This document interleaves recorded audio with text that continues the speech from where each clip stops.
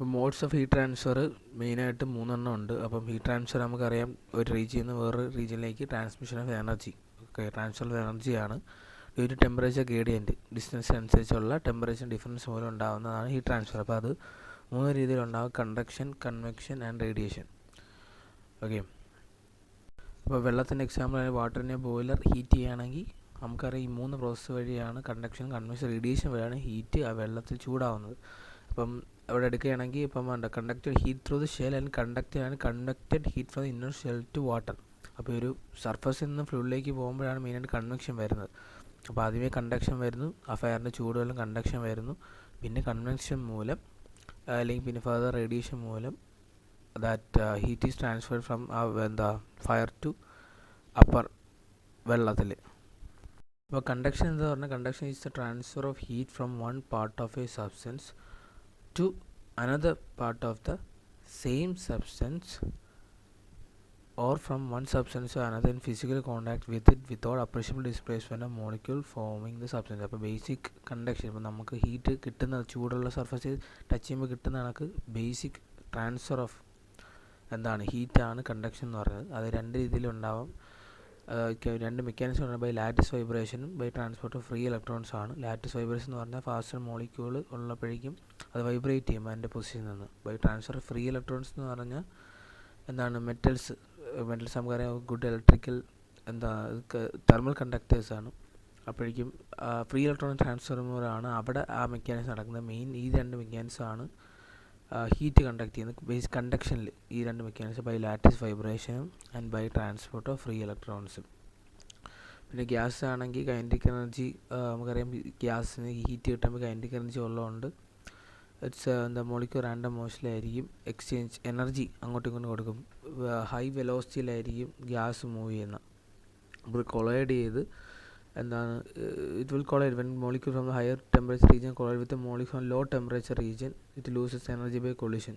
Okay, gas അങ്ങനെയാണ്. ലിക്വിഡ്സിൽ mechanism heat is near, ഗ്യാസിൽ അധികം മെക്കാനിസം കണക്കാണ്, റാൻഡം കൊളിഷൻ കണക്കാണ് ലിക്വിഡ്സിൽ ഉണ്ടാകുന്നത്. ഇൻ്റർമോളിക്യൂലർ ഫോഴ്സ് വേണം ഈ കണ്ടക്ഷന് മെയിനായിട്ട് വരുന്നത് ഇൻ്റർമോളിക്യൂലർ ഫോഴ്സ് ആണ്. അപ്പോൾ ഇതാണ് basic concept of conduction. What is conduction? Convection is the transfer of heat within a fluid by mixing one portion of the fluid with another. Okay, ഒരേ ഫ്ലൂയിഡ് തന്നെ അതിൻ്റെ ഒരു പാർട്ടുമായിട്ട് തമ്മിൽ മിക്സ് ചെയ്യുമ്പോൾ ഉണ്ടാകുന്ന transfer of heat is convection. Okay, convection is possible only in a fluid medium and directly linked with the transfer medium itself. ഇപ്പം ചായ നമ്മൾ ചൂടാക്കി അങ്ങോട്ടും ഇങ്ങോട്ടും അടിക്കുകയാണെങ്കിൽ അതേ മീഡിയം തന്നെ we are used to mix each other അല്ലേ. അപ്പോൾ അതുമൂലം അതുമൂലം ഉണ്ടാകുന്ന transfer of heat same fluid തന്നെ മിക്സിംഗ് മൂലം ഉണ്ടാകുന്നതാണ് ബേസിക്കലി കൺവെക്ഷൻ എന്ന് പറയുന്നത്.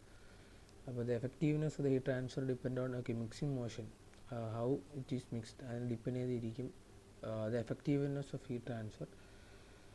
പിന്നെ mainly 2 types of convection: free convection and force convection. Free convection എന്ന് പറയുന്നത് എക്സ്റ്റേണൽ ഫോഴ്സസ്, എക്സ്റ്റേണൽ പാരാമീറ്റർ ഒന്നുമില്ല, നാച്ചുറലി നടക്കുന്ന due to the difference in density hot and called fluid.